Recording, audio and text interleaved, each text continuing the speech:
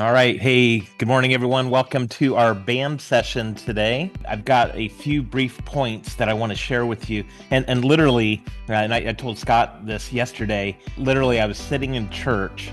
The pastor shared some points. I thought, oh my gosh, this is really good. I'd love to share this with some of our agents. So I'm not going to preach at you today, but I am going to share some pretty good stuff. And you'll scarcely even recognize that it came from a church, but it did, and it was fabulous. So I'm going to share my screen. We have professional designers that spend hours and hours designing these slides. So I hope you can appreciate the immense artwork. And as I say that, Abby would probably want me to clarify that she had nothing to do with my artwork, or Lee. She would not want anyone to think that she did this. But anyway, I do want to talk about how to experience a breakthrough in your real estate business. And the thing that got me thinking about this was a quote that came up yesterday when I was in church. Our pastor talked about a quote by Ernest Hemingway, and it's in one of his novels. And someone asked the question, well, how did you go bankrupt? And the person responded, well, two ways: gradually, then suddenly. And you can kind of picture that. That's actually become quite a famous phrase because that's kind of how things go. If you look at the lives of people who have gone through bankruptcy, you can see it wasn't just something that happened overnight, right? It's a series of bad decisions that someone made over time, and then suddenly, ooh, everything blows up, right? So that was that. It's a great quote, and it's good to ponder that failure uh, takes place gradually, but then suddenly. However, I love the spin that our pastor put on it, and instead of focusing on the negative, he actually put a positive on it. And he didn't say it quite like this, but this is what I took away from it. Success also comes gradually and then suddenly. So you can be pounding away for years thinking nothing's happening in your business when actually things are happening. And so, if you look at somebody who's been in the business and they've been in it for 20 years and they're at the top of the game, and these people are very successful, if you were to talk to them, you'd find out that, it's like over 20 years of hard work, then they became an overnight success, right? And we've all heard those stories. And it's remarkable. Those people who are successful, they're at the height of their game. They spent lots of lonely hours in the very beginning of their success. It was gradual at the beginning. Most people who are at that high level, it was very gradual at the beginning. Took lots of time. They struggled and struggled and struggled. And I have to say, my own story is like that for sure. When I got into the real estate business, it was right before the big Great Recession, like months before. and, and it was like I was getting into the river and with my canoe, and I heard a rumbling up ahead, but I couldn't tell what the rumbling was. And the further I got downstream, the rumbling was getting louder and louder, and I was seeing fewer people in their canoes, and they were all on the sidelines watching me go down the river, like, huh. Surprised he hasn't gotten out of the river yet. He doesn't know about the waterfall just ahead. And so I got into the business right before the big mortgage collapse, and so literally for the first few months, I had some big sales in my real estate business. I thought, gosh, I knew this would be, I knew I could do this, but I had no idea it'd be this easy. That's kind of what I thought my first few months. And then I started to hear the rumbling of the waterfall ahead. And we started hearing about banks that were collapsing. And we heard about, things that were starting to, it was like, how in the world is it possible that some of these big banks could actually collapse? And I just can't figure it out. And then everything blew up. So there I was in real estate trying to be successful, but it was very hard, very hard. And it almost got to the point where it was like last one out, turn out the lights, because everyone was getting out of the real estate business. And I had one of those managers. I worked with Remax at the time, and she was a beast for positivity, and it's sort of like you will be positive, darn it, you know, it's like that, uh, you know, the beatings will stop as soon as the morality improves. There's that kind of a workshop that we had, and I remember her saying, make it a great day, and I always thought. You should put darn it. That's my version of it. You should put darn it on the end of the word. Make it a great day. Darn it.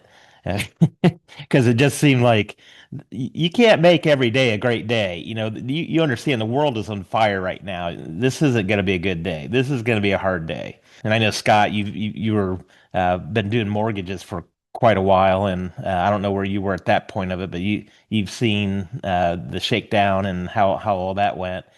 But gosh, those were some tough days. And literally, I had to get work outside of the real estate business at that time. And so I got a job working for a Christian publishing company, and I was doing outreach around the country for this company. And it was actually kind of a fun job. But I was always doing the real estate thing on the side. And I remember some of my real estate friends were like, what a weak person that you had to get a real job, to keep your real estate going. And so, not everyone felt like it was good what I was doing, but I felt like whatever it took, I needed to stay in the game. So I was doing other jobs and I always kept my real estate license going. So some of you, if you get discouraged, that's fine to try other things and try other ways of making money. But I would really encourage you, do not give up that real estate license. Man, it's been like a golden ticket overall. And if I had given that up, man, I can't imagine I would not be nearly where I am today, but it was because I decided to stay in the game. So stay in the game. That would be my big admonition for you today. But because I stayed in the game, things gradually improved, and then the market turned around, and then we had different phases of markets, different types of markets. That was decades ago when I was going through that.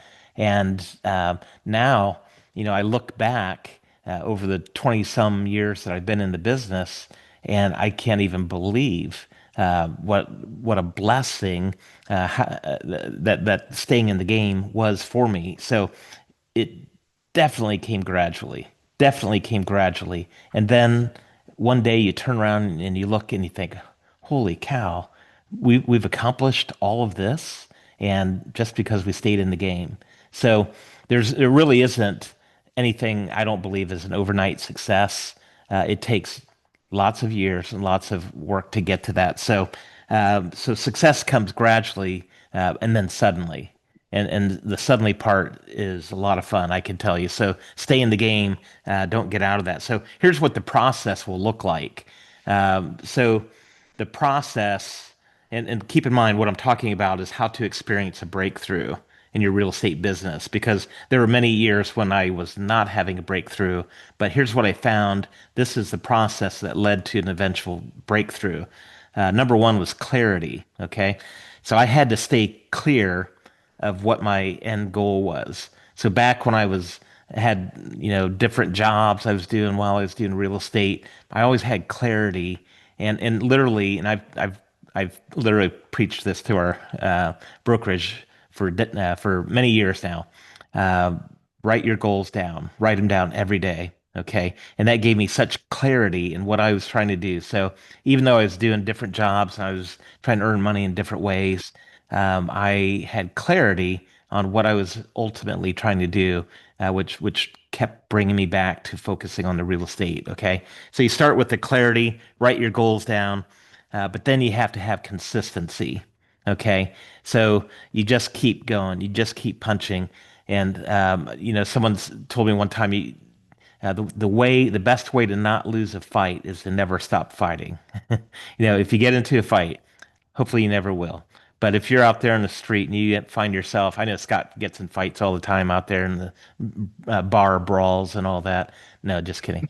But if you were to get into a fight, the way to not lose is to never stop fighting. So that's a guy from the streets of Philadelphia told me that. So he probably knew a thing or two about that. So that's consistency. Don't stop. Keep going.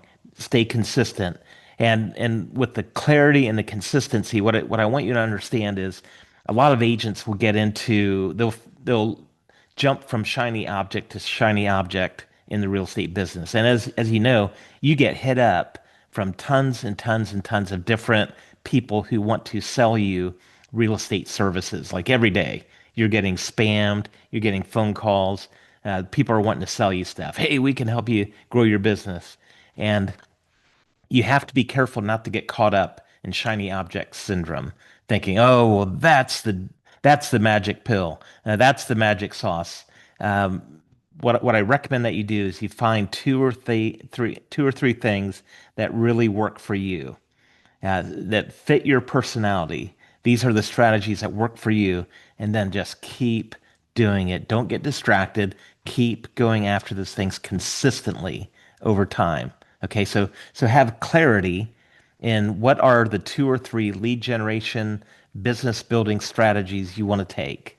Okay, and then stay consistent with that. Don't keep looking for the next thing.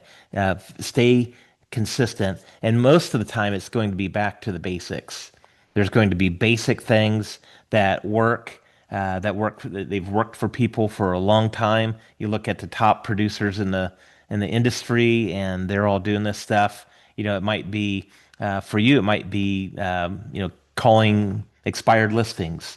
It might be calling on for sale by owners. It might be prospecting neighborhoods door to door. It might be doing mailings to in farming neighborhoods door to door.